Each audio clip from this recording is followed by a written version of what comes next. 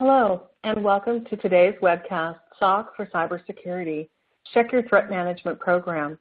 Before we begin, we're going to play a brief housekeeping video that will improve your participation in this webcast.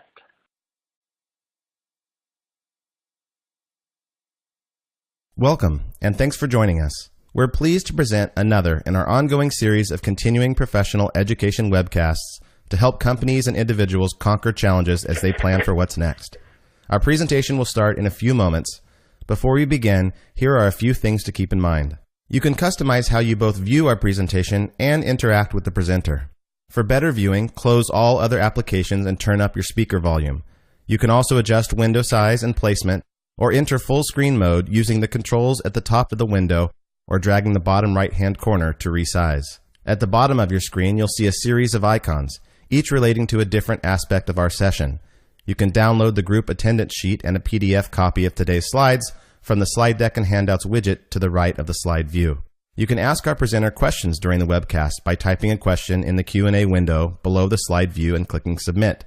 We'll do our best to answer all questions during the presentation or follow up via email. If you experience technical difficulty during today's presentation, refresh your browser by hitting the F5 key.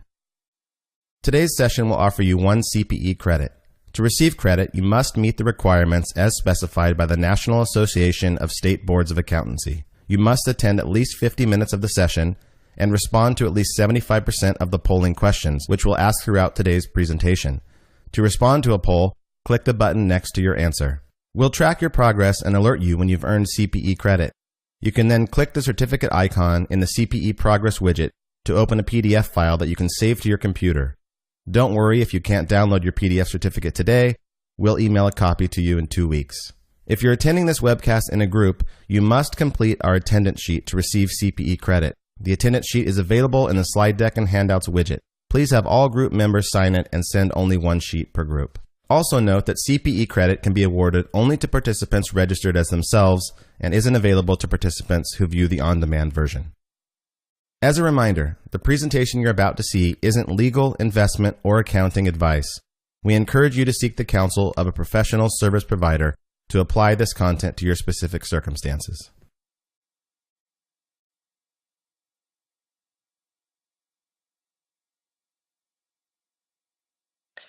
Presenting today is Chris Kradjan. Chris leads the firm's information technology compliance practice. He provides service organization control or SOC assessments for a variety of complex technology-based service organizations and is responsible for the related quality assurance. Chris is also responsible for the development of our IT compliance team and excels at understanding the rich complexity and value of service organization control. He will be the moderator on today's SOC for Cybersecurity topic. Joining Chris is Troy Hawes. Troy understands industry-based security needs and those that are a result of the business structure. He leads teams in providing IT security and privacy assessments, disaster recovery preparation, and audits of service providers. Troy manages technology security and compliance assessments using a number of different security frameworks under both national and international regulatory standards. He leverages his security expertise to help management identify areas of potential security weakness and to establish an enterprise-wide threat management program. Rounding out today's presenters is Jared James. Jared provides information technology assessments and consulting services across a variety of industries, including travel, hospitality, leisure, professional services, energy, and technology. He finds these areas overlap each other, and his dual industry experience provides added value and insight. Jared specializes in risk management with an emphasis on information security. He has a deep understanding of identifying risks, designing controls to mitigate risks, and helping to determine acceptable residual risk. Chris, I will now turn the program over to you to get us started. Great. Thank you so much, and welcome everybody for today's session. Really looking forward to going over SOC for cybersecurity and giving you better understanding of what's involved. Some of the learning objectives we really want to cover today begin with understanding the purpose, terms, components, application, an overall breakdown of the SOC for cybersecurity framework. Through this session, we'll go into more detail around these different elements. Next, we'll evaluate the benefits of an internal use only SOC for cybersecurity assessment. This is a unique report, and we really want to make sure you're clearly understanding the attributes of how a SOC for cybersecurity report compares against a SOC report, and understand the circumstances when an internal use report like this is applicable. And finally, how to prepare leadership and other stakeholders for a SOC for cybersecurity audit. And in this component, drilling down into how to get the organization ready for a SOC for cybersecurity engagement. On the agenda today, we're going to begin with an overview. Troy's going to begin by talking about a little bit of the context behind why SOC for cybersecurity has become so important in today's market around data breaches and other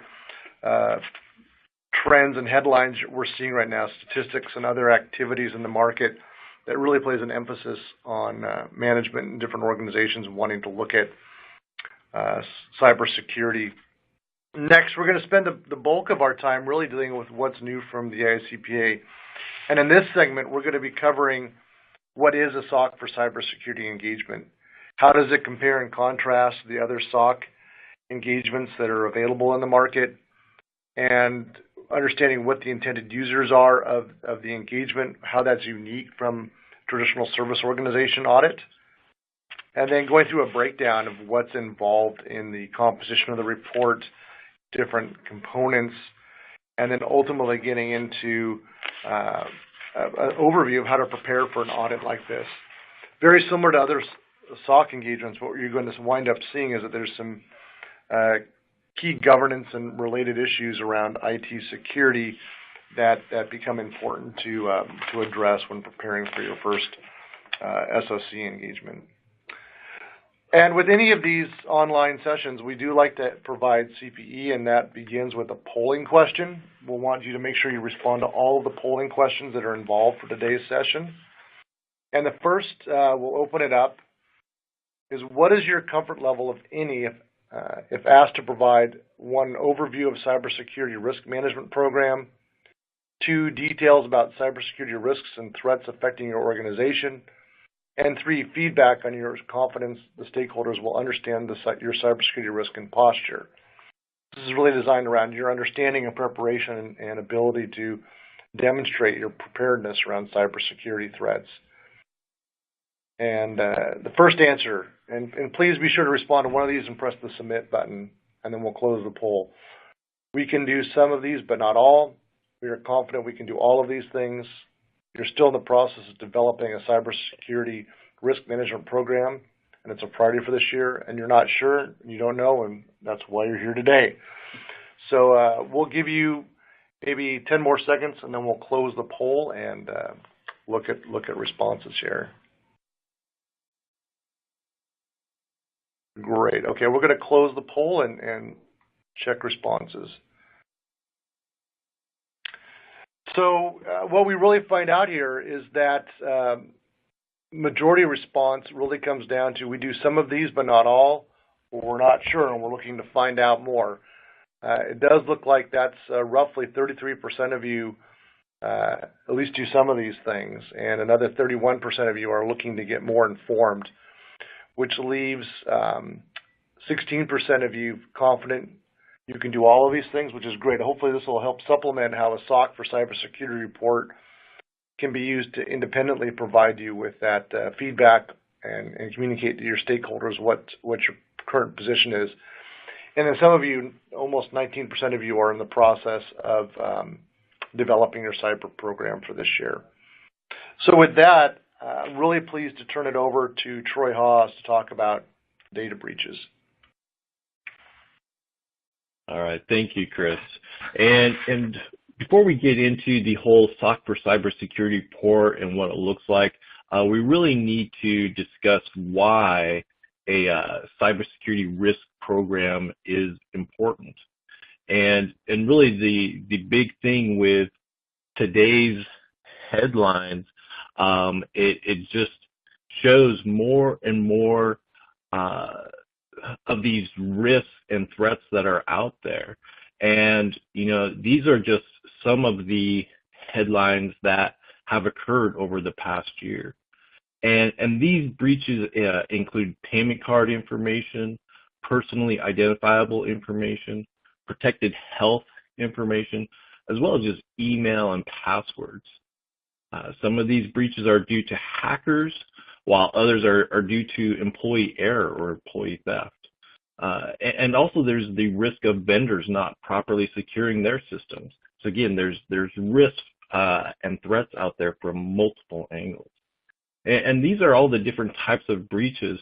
However, one thing kind of remains the same is that a proactive cybersecurity program would have helped either prevented the breach or at least reduce the amount of the time that the breach occurred or the data that was actually breached. So it's important that these things are looked at and having a cyber risk program in place, very, very important. So some more interesting statistics for the past couple of years. So this information actually comes from the Identity Theft Resource Center, who tracks data breaches within the United States. The total number of breach data is not always reported, so the number of records breached is not a true reflection of the amount of data that has been compromised. But as you can see, in 2016, there are over 1,000 data breaches, and that was actually a 40% increase over the previous year. During that year, there were over 36 million records affected, while in 2017, there were 1,300 reported breaches and 174 million records breached. And these aren't the total numbers for the year yet, but the biggest thing in here was probably the 143 million breached records just from the Equifax data breach. And the Identity Theft Resource Center has been tracking breaches since 2005, and so far they've identified 8,000 breaches affecting 1 billion records. There's a ton of our data out there, and these hackers and attackers are just making a lot of money off of us. And the biggest thing that the Identity Theft Resource Center found was that the hacking category was probably the number one method of attacks. And this category includes phishing, which uses email social engineering to obtain sensitive information, ransomware, which is a type of malware that prevents or limits users from accessing their system, either by locking the system screen or by locking the user's files until a ransom is paid. And then credit card skimming, which are physical devices usually attached to gas pumps or ATMs and used to steal credit card information. Those are the main methods of these attacks.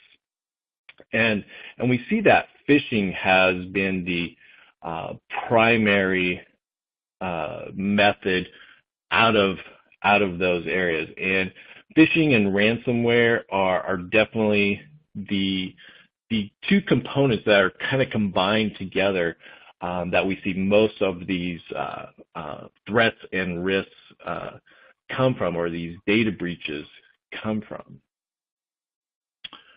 So these statistics, and actually the next two slides, are data from Verizon's 2017 Data Breach Investigations Report. This report comes out in April every year, and it provides information that Verizon has learned or researched from the previous year's data breaches. It looks at breaches worldwide, not just the U.S.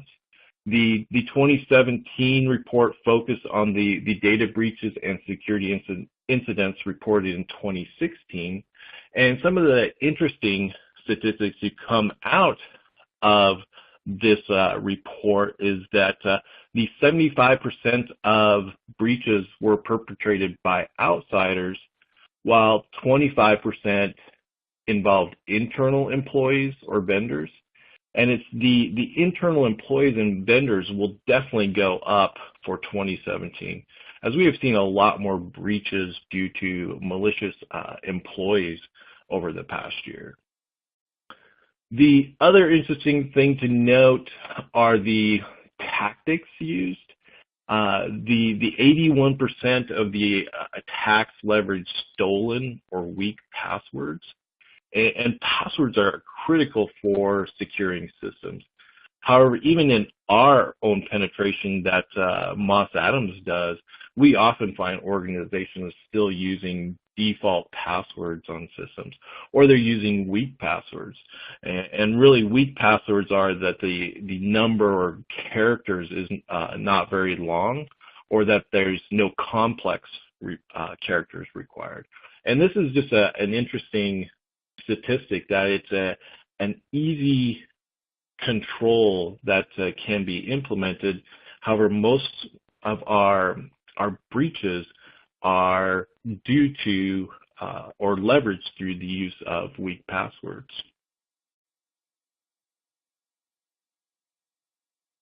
So some of the other interesting facts from this report, one just being the financial institutions were the most victimized in 2016.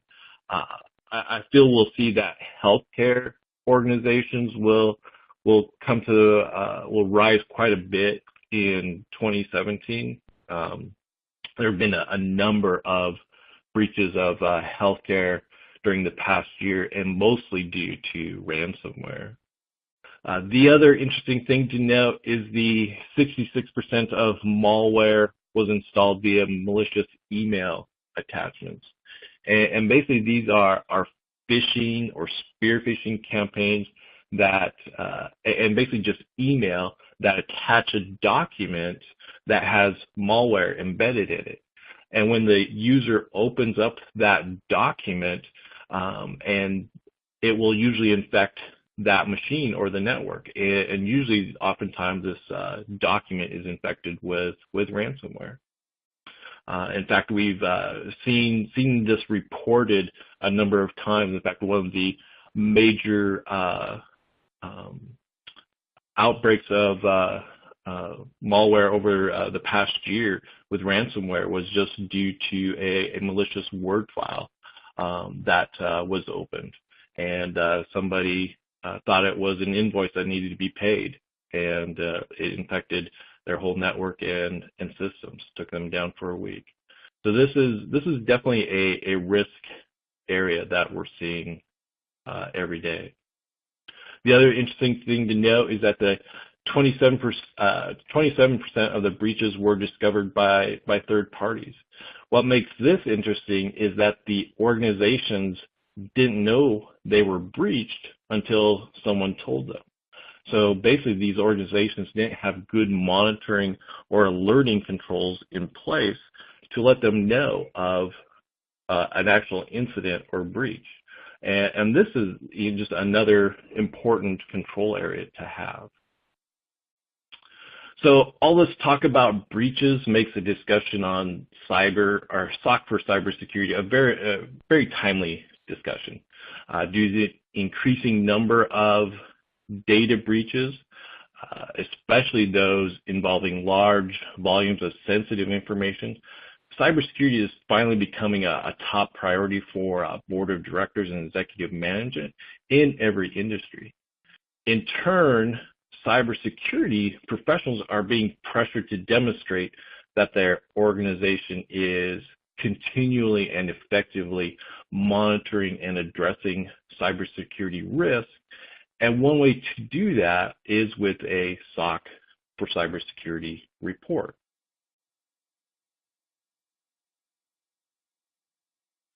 So this was a slide that was presented at the Cloud Security Assessments You're Doing It Wrong presentation at last year's RSA conference.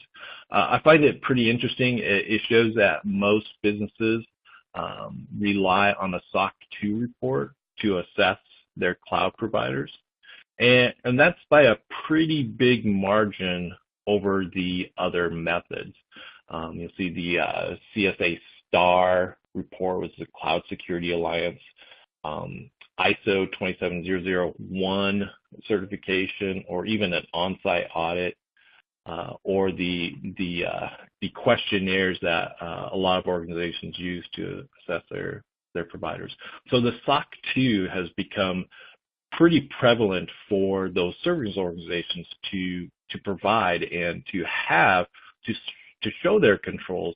And the same can be said then for the SOC for cybersecurity, really for any organization to be able to show their controls when it comes to cybersecurity.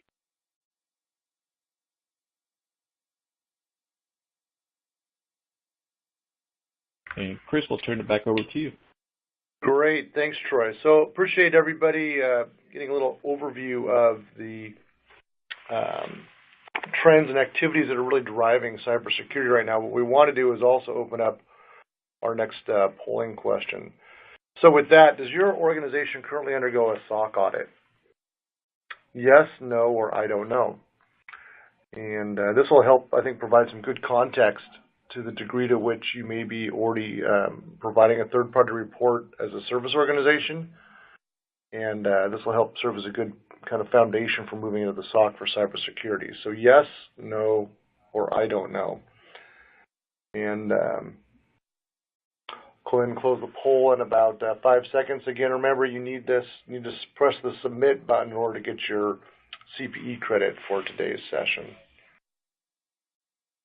Great. And with that, we'll go ahead and submit and close the poll. Right now, 2/3 of the audience right now does not get a SOC audit. And looking at the attendees that are present today, a number of you are not service organizations, which would make a great deal of sense. The SOC for SOC 1, SOC 2, SOC 3 have historically been used for service organizations providing a report out to their user customers. And, as you see here, roughly 13.5% of you are providing a report. So for those of you that are not, and in particular those of you that may not be a service organization, I think as we get into this rest of the discussion around the SOC for cybersecurity and what's new from the AICPA, I think you're going to find this a really relevant material. So with that, go ahead and turn it over to you, Jared. Perfect. Thank you very much, Chris. So really appreciate the introductions here to get into what is really driving this. The AICPA has released the SOC for cybersecurity, and we're going to talk a little bit about the context behind that and why that is. So looking at our first slide here, we just kind of wanted to give a brief overview of the different SOC reports that are currently available in the market. With that, the AICPA has released a new definition of the term SOC. In the past, that has really served as a service organization controls report, whereas now that new definition is moving towards a system and organization controls report, which is an important definition, important distinction there in determining, where the AICPA is going with our current suite of SOC services. So traditionally, SOC 1s have been meant for internal control over financial reporting organizations where you may be processing financial transactions on behalf of your customers. So they would want to get assurance that those controls are operating effectively. With the recognition that security and other different pieces of importance coming along as far as what is key for a service organization to get an understanding of what they need to report on, there was the introduction of the SOC 2. The AICPA introduced the trust service criteria, which are security, availability, processing integrity, confidentiality, and privacy.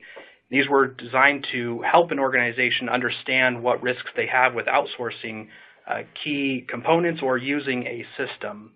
Along with those SOC 2s, we have seen the introduction of SOC 2 Plus reports that not only report on those criteria or selected criteria, but they will also contain various mappings to other standards or other frameworks that a user of the report would find helpful. As we see, there are different types of SOC reports. Type 1s being a point in time, which would be a design and implementation coverage report, or a Type 2, which covers a period of time. And you'll see that this will kind of play out as a theme as we go through the SOC for Cybersecurity, that it does follow that same cadence. So moving on here, really what's new is this SOC for Cybersecurity report that we're going to be discussing here in depth. This was released back in April of 2017 as a new market offering for entities to really report on their cybersecurity program. So we'll differentiate a little bit from previous SOC reports, and we'll get into a little bit more of why that is on the next slide here. Also, we just wanted to mention that forthcoming there will be a SOC for vendor supply chains that will be coming. We don't have any anticipated dates of when this will be released, but just know that it is something that is on the horizon, which will be a method to report on internal controls for a vendor's manufacturing process that allows customers and manufacturers and distributors to better understand cybersecurity risks involved with their supply chain. So having said that, kind of want to move on to the next slide here, where we're going to really dive into a little bit more of why did the AICPA release the SOC for cybersecurity. So we put together a little table here to really kind of demonstrate some of the key components of why this was done. We look at the different reporting levels of these reports, and you can see that immediately there are some differences. First one being that the SOC for cybersecurity there at the very top is being reported at an entity level. Now this is different from a SOC 2 or a SOC 1 where this could be at an entity level, but generally these are done for service providers, and it is even around a specific system that is in scope. So what are the benefits of that? First, you have that the SOC for cybersecurity is really intended for a broad audience. This is not meant just for users of the system or other users. It's really meant for broad distribution to a number of different individuals. And the benefit of that is that provides transparency into an entity's risk management program, giving a large audience understanding of what you are doing to protect information assets that you may have. When you look down there at the SOC 2 and SOC 1, these are really restricted reports meant for a very limited audience. For SOC 2s, that could be specific business units of management. It could be specific users of the system, internal or external. It could be part of a vendor risk management program for your clients. It could also be used for accounting and internal audit. What you'll see is that it's going to be very different from the intended audiences of a SOC for cybersecurity, which is really meant for your board of directors. It's meant for management, even more broadly meant for investors, regulators, and analysts to understand what you are doing in your cybersecurity risk management program. Jared, I think this is a great point to emphasize that historically the SOC reports themselves have been provided by a service organization out to the broader market and to different customers that they might be servicing who are using their services. What the SOC for cybersecurity now does, and I think you did a great job pointing out, is that now it doesn't have to be a service organization that gets a third-party report. It can be an internal operation that's trying to provide feedback to its management team. And the users of that report don't need to be outside the organization at all. They can be within the organization or stakeholders associated with that organization that aren't actually consumers of the services. So what that becomes so critical, and that helps explain why the AICPA helped expand the trust services criteria last year in order to for SOC 2 in order to prepare for this, so that it can be the reporting framework can actually be adapted both for internal governance using the COSO framework as well as for external purposes using the broader trust services principles. So thank you. Perfect. So moving on here, you're really kind of just highlighting what Chris just talked about, is that the intended organizations for SOC for cybersecurity, they're not limited to service organizations in the traditional sense. They are really meant for any organization that is looking to report or put out information on their cybersecurity risk management program. As we kind of mentioned in the previous slide, the SOC for cybersecurity is designed to address an entity-wide cybersecurity risk management program. However, the AICPA guidance has stated that the scope could be for one or more specific business units, segments, or functions of an entity that operate under an entity-wide cybersecurity risk management program, or it could be a business unit, segment, or function that operates under its own independent cybersecurity risk management program. And then finally, the last one there, it could even be limited to one or more specific types of information used by the entity. You can have a SOC for cybersecurity that really is designed just to cover parts of the business that are utilizing PHI or PII or other forms of data. So that's some of the main differences with the SOC for cybersecurity and the traditional SOC 1, SOC 2 internal control reports that have been presented in the past. So I think with that, we kind of want to dive in now a little bit to talk more about what is actually contained in the SOC for cybersecurity report. So as we look on this next slide, we'll see that the SOC for cybersecurity report is really made up of three different key components here. They'll look very familiar if you are used to reviewing SOC 1s or SOC 2s. There are many familiar components here. The first one being management's assertion. This is where management really is providing context onto what the subject matter is of the report and what they really are doing as management and asserting to for the contents of the report. Second one being the practitioner's or auditor's report that expresses an opinion on management's assertion. And the third component here being management's description of the entity's cybersecurity risk management program. So these are really the key components that you will see in a SOC for cybersecurity report. We're going to kind of dive in a little bit more now and talk about each one of these different components and how that is composed and what is contained in those sections. So the first one here is that we're looking at management's assertion. So in line with ATC Section 105, this report could be for either a point in time or it could be for a specified period of time. Similar to a SOC 1 or SOC 2, there are different time periods that could be covered by a SOC for cybersecurity.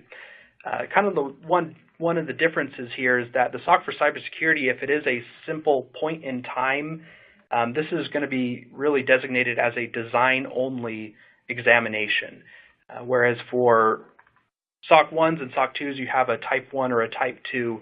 This is kind of an interesting differentiation between those, is that this will be really labeled as a design-only examination for those point in time. Management's assertion really addresses whether the description is presented in accordance with the description criteria, and it also addresses whether the controls within the entity's cybersecurity risk management program were effective in achieving the entity's cybersecurity objectives based on the control criteria. One thing that's important to note here is that there are two distinct but complementary criteria being used for the SOC for cybersecurity reports. First one being that there is a description criteria, and the second one being that there is a control criteria. Management is ultimately responsible for choosing which criteria those are. As outlined by the AICPA, these criteria must be both suitable and available. So depending on the industry or environment in which a company operates, there could be criteria that are more applicable versus other criteria. And it is up to management to decide which criteria they are going to be measured against for both their description criteria as well as the control criteria.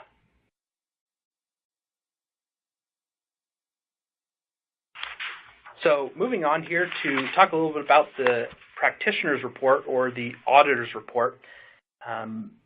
Again, for those of you familiar with SOC 1s or SOC 2s, this should look fairly similar to those types of opinions. Again, the difference being here is that the practitioner's report is really expressing an opinion on that the description was presented in accordance with the description criteria, as well as that the controls within the cybersecurity risk management program were effective in achieving the entity's cybersecurity objectives based on the control criteria. One of the things that's really important to note is that the auditor's opinion does not express an opinion on two different things. First being, it does not express an opinion on compliance with laws or regulations, and it does not express an opinion on privacy and processing integrity criteria.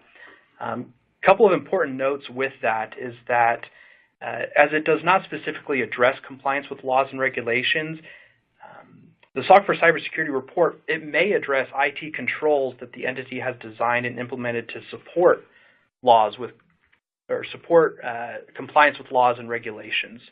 So while not expressing an opinion on those things, there certainly could be controls contained in that report that do demonstrate that the entity is looking at those things and being aware of them and has implemented controls to support their compliance in those areas.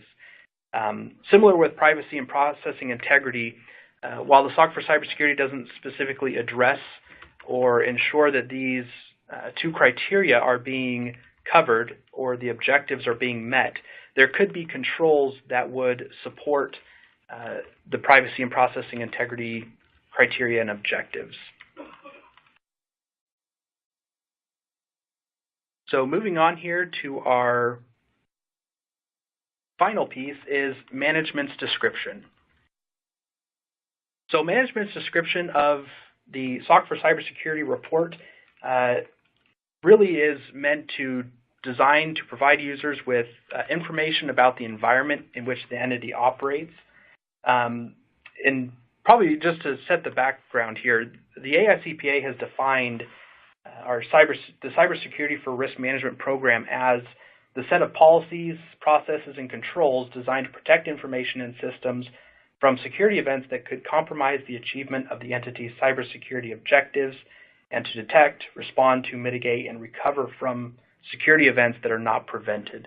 So as we think about that definition, that's really what management's description is for, is to describe that cyber risk management program and defining that through these different description criteria that we'll cover in a little bit more detail here in a minute. So this description, it does describe the processes used to develop its cybersecurity program.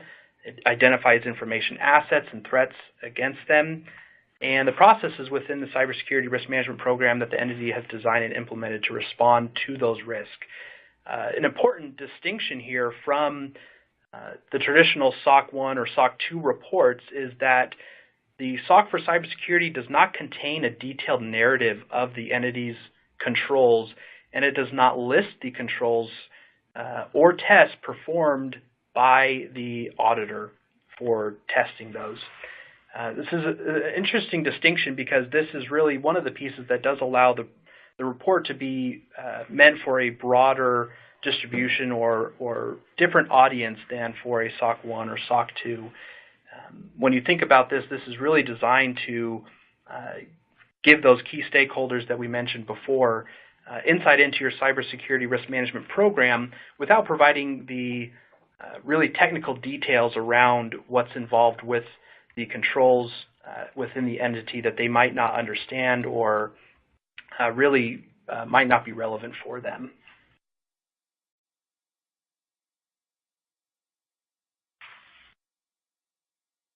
So moving on here, we want to jump now into the different categories of the descriptive criteria.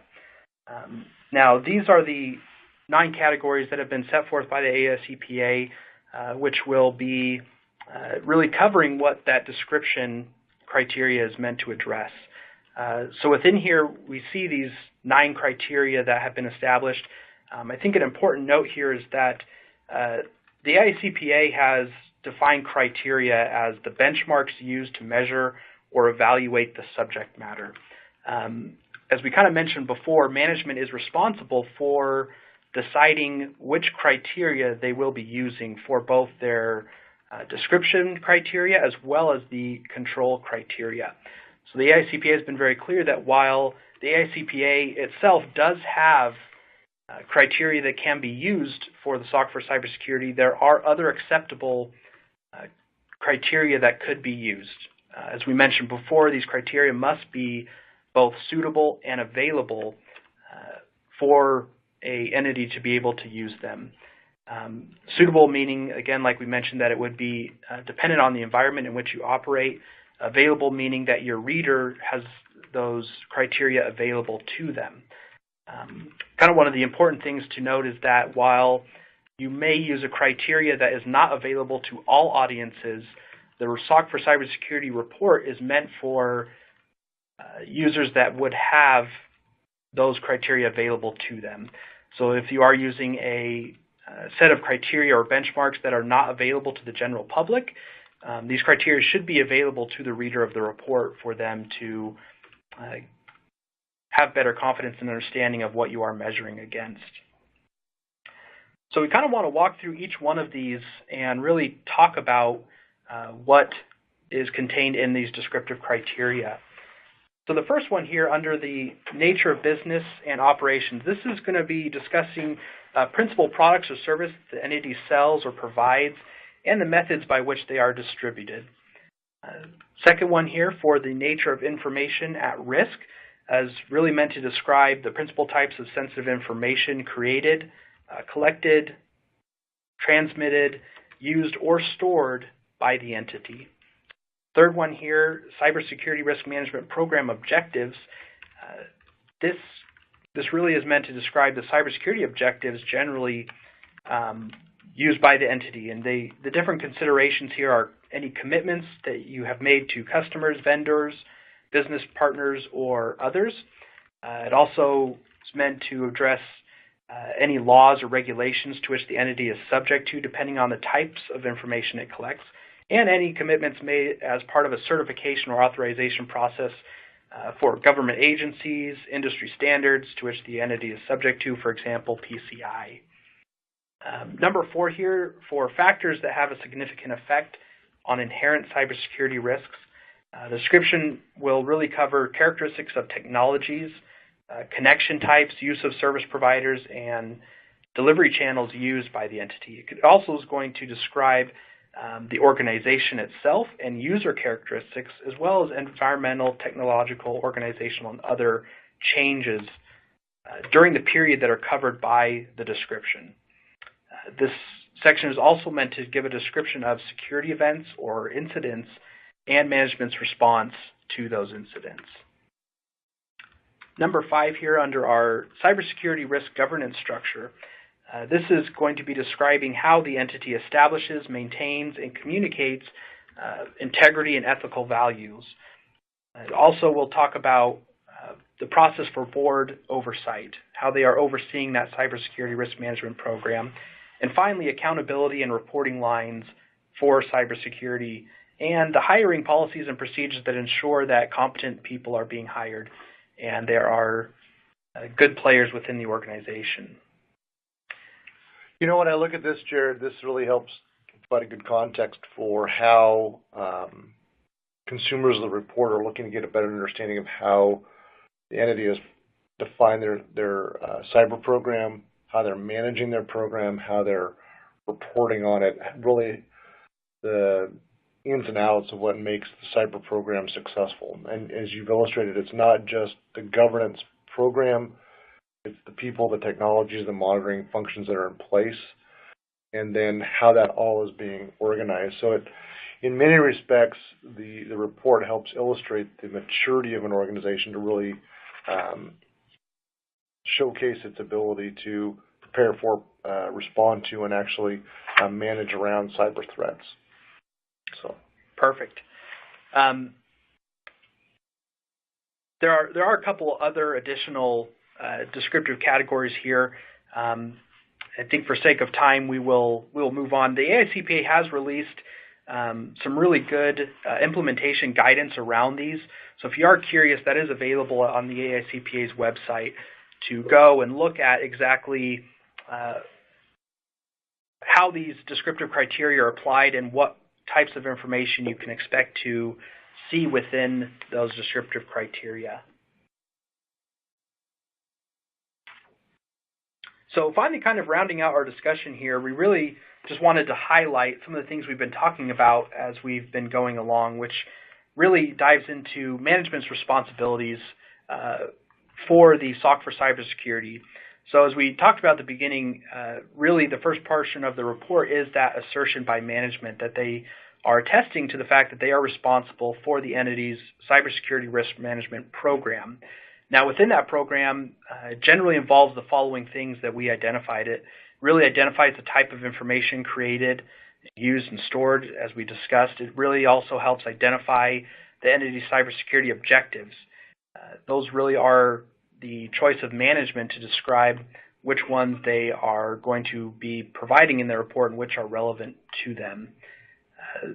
Also identifies and analyzes risks that could prevent the entity from achieving its cybersecurity objectives based on the entity's business objectives, including the cyber risks arising from interactions with third parties.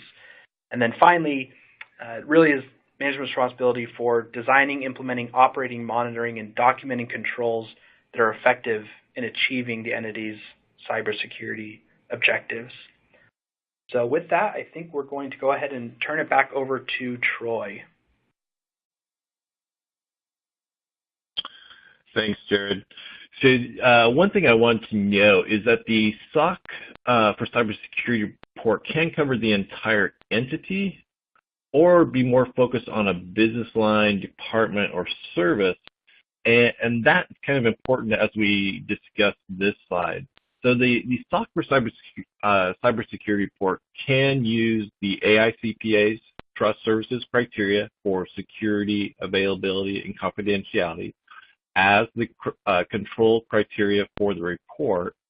And any service organizations currently undergoing a SOC 2 report will be familiar with those criteria. However, they don't have to be used.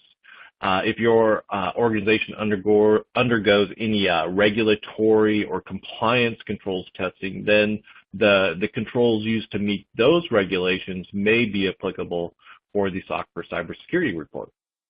Seen here, the AICPA has listed the most acceptable standards and frameworks that can be used in place of the trust services criteria. If you are currently undergoing a SOC 2 or testing any of these standards, then you may already have a good start for being able to complete a SOC for cybersecurity report. We won't go into all of these frameworks, but the NIST cybersecurity framework, the NIST CSF, was really created by the government for critical infrastructure to assess cyber risk.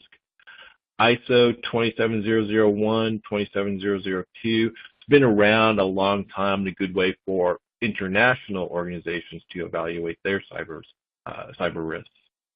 The HIPAA security rule is related to protecting and securing electronic protected health information, where PCI DSS was created to secure payment card data. And then HITRUST was really created to help healthcare organizations certify their compliance and risk posture, but can be used by any organization. And we found that the HITRUST tool is a great method to help document and evaluate security and privacy controls. Chris, I'll turn it over to you. Great, thanks, Troy. And we want to continue to have polling questions in order to obtain CPE. So we're going to go through two now. And the first is your organization currently using or required to comply with any of the compliance and regulatory frameworks mentioned on the previous slide? So yes, no, and I don't know. And again, this is really to see it. You can almost ask yourself, how established is your cyber framework? Are you actually benchmarking against standards such as NIST, ISO, Homeland Security, the CSA tool, COBIT, COSO, HIPAA, PCI, NIST, High Trust, just to kind of revisit what we talked about. So are you using any of those? And we'll go ahead and close the polling in just one moment. So yes, no, or I don't know. Great. And quite a distribution here, which is interesting. So 39% of you have an established program. That's really positive. What that would suggest is there is some recognition that there is a framework out there that the security program can be built upon, to consider how that might affect your policies and procedures, how that then in turn drives how you might measure and benchmark yourself, both from a liability management to demonstrate consideration as well as overall structure and presentation. No, it's a high number, actually, 36.5%. Now that may be based upon the formality of the organization, or it may be based upon how that's being administered. What I would probably suggest a good place to begin would be talking to your internal audit department, your cyber team. If you don't have that, your IT department, to look to see what they could do to be really becoming familiar with those different standards and benchmark off of that. And I don't know, well, hopefully today's presentation will really help give you some guidance there to help direct where we're going. Next, fourth and final polling question. Do you think your organization would find a SOC for cybersecurity report valuable? This is really to understand your internal usage of cyber reporting up to management and how that might compare against, for you, especially those of your service organizations, how that might influence what you're doing. So would you be using SOC for cybersecurity? Would it be valuable to you? And we'll, again, simple yes, no. We want to make sure you're able to log in so you can get your CPU credit here, and go ahead and press submit. And not surprisingly, 72.6% of you responded with a yes. And one, given the audience we have today, that's not surprising. And secondarily, the high demand that was out in the market for this report right from the beginning would suggest why this is out there today as well. So that's very helpful. I think what we want to do to kind of round out the session for today is two things. One, a lot of folks ask, how do you prepare for your first SOC for cybersecurity audit? And secondarily, we'll open it up to some polling questions as time permits, or I'm sorry, broader questions from the audience as time permits. Troy, maybe you can round us out with a little discussion on how to prepare for a SOC for cyber audit. Definitely. Thanks, Chris. So yeah, it was really great to see that people find, at least whether it's the SOC for cybersecurity report or just some sort of reporting mechanism to really report your cybersecurity program out there. That's important, and great to see that a large number of you want to take a look at that. So I just kind of want to reiterate, the SOC for cybersecurity is a great way for any organization, not just service providers, to assess and report on their cybersecurity risk management program. In order to get started, we recommend organizations evaluate the benefits of such a report and really engage executive management, the board of directors, audit committees, and others to really understand the benefits of this type of report. It's most likely that these executive management, board of directors, audit committee members will be the most interested in seeing a report because they've got the most vested interest, obviously. Once it has been determined that your organization wants to undertake a report, then you'll need to understand how the report looks and how the controls and terms need to be complete or need to be documented in order to perform an audit. And as Jared mentioned, he went through the various 9 categories and areas that need to be included in a report, and that can be exhaustive. So we also recommend that before undertaking a SOC for cybersecurity audit is that you perform a readiness assessment. And this type of assessment will review the controls, help outline the report requirements, give your organization a better idea of how your cyber risk management program fares before actually undergoing the audit, the actual audit. And then there will be time to help improve or remediate any issues before performing the audit in order to get the SOC or cybersecurity report.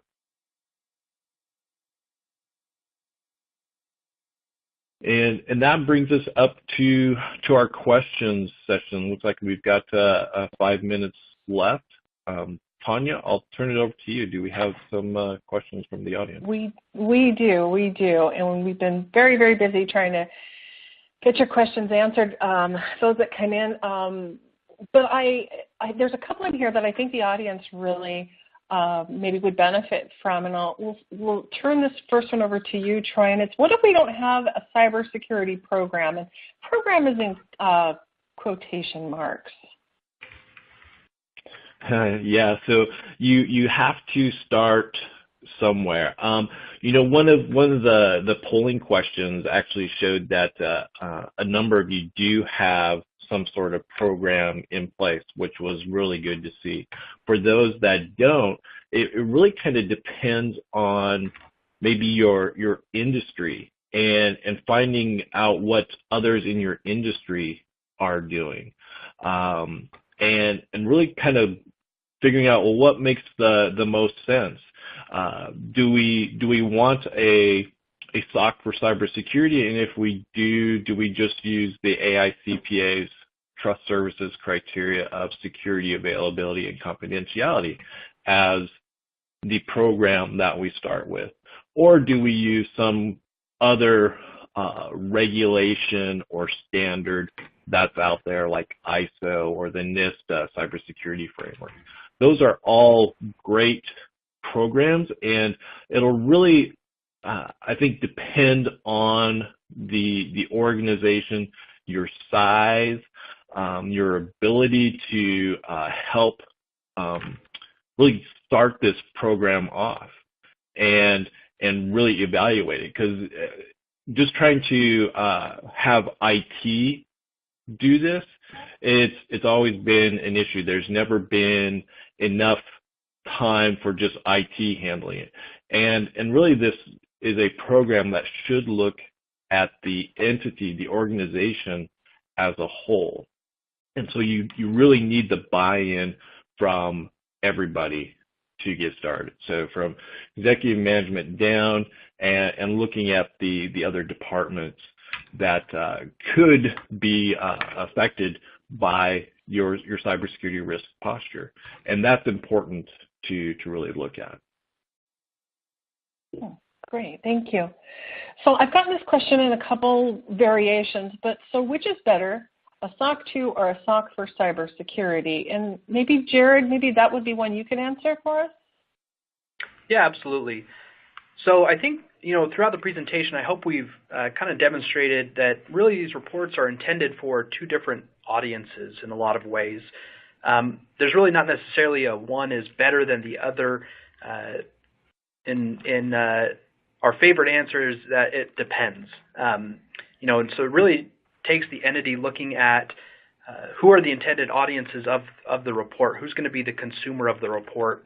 And that will generally be able to get you to the answer that you're looking for. If you're looking at, our audience is the users of our system and providing them information on how our system operates, then probably a SOC 2 is going to be more appropriate. If you're looking for a report that's going to be broader in nature to be able to provide some non-technical description of your cybersecurity risk management program as a whole, over your entity, then that would be definitely a SOC for cybersecurity report would be more appropriate in that situation. Great, thank you. Thank you so much. We are at the top of the hour, and I want to thank you, Chris and Jared and Troy, for another great presentation, and thank you all for joining us. And if you have questions about the SOC for cybersecurity or about your current SOC program, or questions that may have been generated on cybersecurity in general, please do not hesitate to just shoot them a quick email or pick up the phone and call Chris or Troy or Jared. And finally, we'd ask you to help us improve our content, to please go ahead and complete a brief survey. It takes 1 minute of your time. And thank you again for joining us. Finally, one last housekeeping item. We do have questions still coming in, and we will do our best to get those answered today. And then if you also were eligible for CPE, you can now download your CPE certificate. I will leave the console open for a few more minutes just to make all things possible for you. So thank you again.